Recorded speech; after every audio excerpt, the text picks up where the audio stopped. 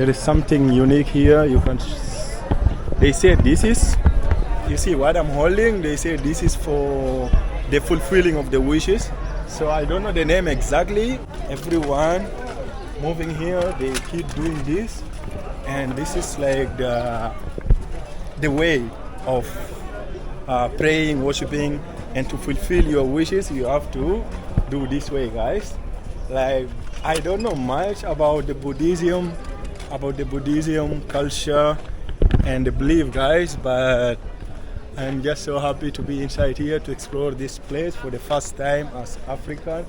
And it's so clean, and there is a lot regarding the culture of Buddhism here. So first let me just get up there, guys, and show you much more. Then maybe we'll around the stupa we can see what is available.